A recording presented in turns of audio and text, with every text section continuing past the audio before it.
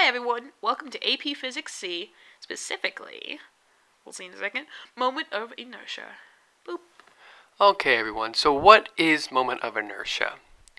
When we're talking about moment of inertia, it's basically rotational mass. So when anything is rotating around an axis, we gotta have moment of inertia. So in translation, we just have m for mass, but the analog to that is rotation, and that's moment of inertia, which is represented by I.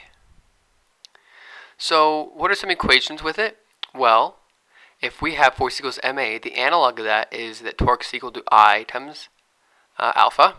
So there it is. And same in momentum, we have I there for mass. And in kinetic energy, we have 1/2 I omega squared. On the right, we have rotation, and on the left, we have translational motion. So how do you get moment of inertia? Well, our first equation that we have to look at is I is equal to the sum of mr squared. So if we have our example rod here, what we're basically going to be doing to that rod or an object is we're going to be taking the sum of the little slices of mass with its r squared. So like you see, we have our little slice of m with its r, and we add those all up. But if you've been in calculus long enough, then you know that that's simply the integral, which is how we get instantaneous. So we have to take r squared dm. So here's an example. Alright, so a desk toy is spinning. If the rod is of uniform density and point P is located exactly halfway down the rod, what is the moment of inertia? We have our desk toy up in the top right. So we're doing this the long way.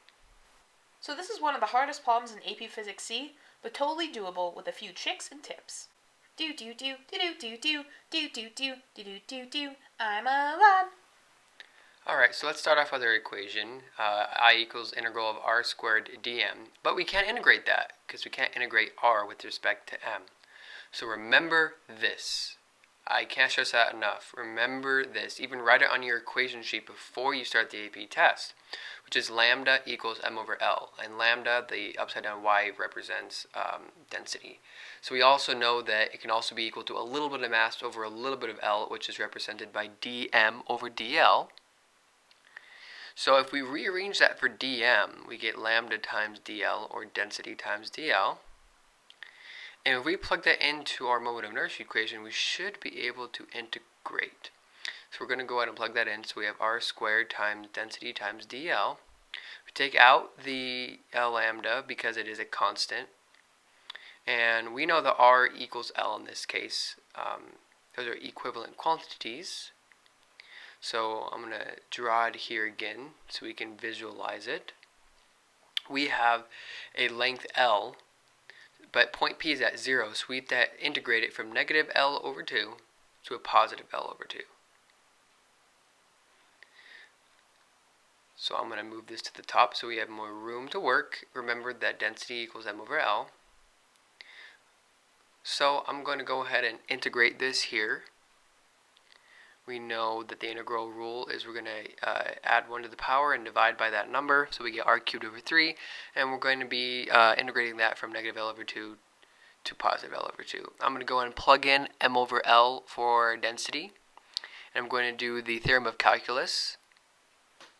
I'm going to plug in negative L over 2 and L over 2 to our r cubed over 3, and from here on out it's just simplifying. So we have m over L on the outside, and we go ahead and simplify the L over 2 cubed. And once again, more simplifying. So we have L cubed over 24 plus L cubed over 24 because those negatives turn into a positive, as you can see. And then we keep going and go ahead and add those together, which equals L cubed over 12. And then we cancel out one of the L's and we get ml squared over 12 as our answer.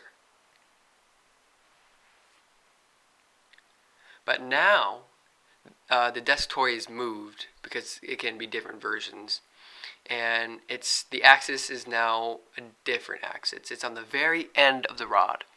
And in this case, this is an example of parallel axis theorem, which is I equals I center of mass, which is what we already solved for, plus m times the distance from the new axis to the old axis. So I'm going to go ahead and plug in our moment of inertia from the last solution, and go ahead and plug in L over 2 as our distance and simplify, and keep simplifying until we get 1/3 ml squared.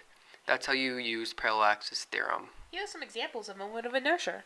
One would be a helicopter, lawnmower, disc player, and fans. Like a helicopter, the great drawing, and a fan, or maybe some fans. Woo! We love you.